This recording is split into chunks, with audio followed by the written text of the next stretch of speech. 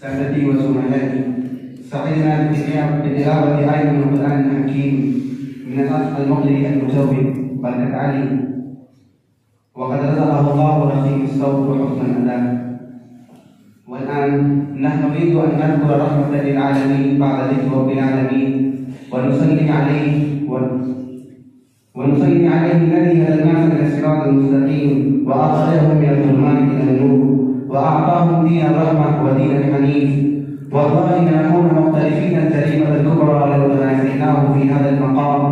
قال حسان ثابت رضي الله تعالى عنه: وأحسن منك لم تركت عيني، وأجمل منك لم تلد النساء، خلقت مبرأ من كل عيب، كأنك قد خلقت كما تشاء. فأدعو المنشي أكرم الله أن يأتي بنصه وينشد من أبيات النبي صلى الله عليه وسلم.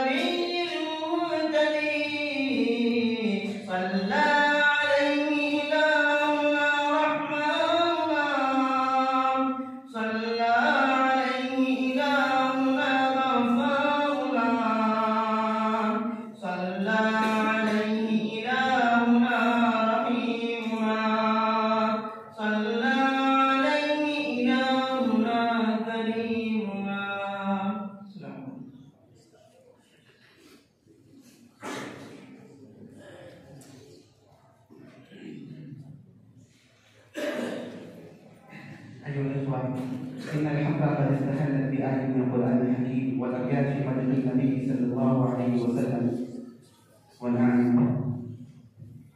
ينصح لكل مساهيم صوت الدقائق يضرب الجالس أولا أثناء ممارسة الخطبة قبل دقيقة انتباها للخطيب باستعداده لانتهاء حديثه بعد دقيقة من التحديث، ويقول ثانيا بعد دقيقة إخبارا له بانتهاء الوقت وتنبيها على مغادرة المياسة على الفور، وإلا تتأثر الأرقام المحصول عليها.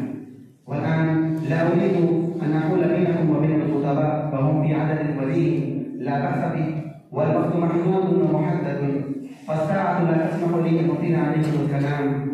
فعدوا المساهم الأول عتيق الرحمن أن يأتي.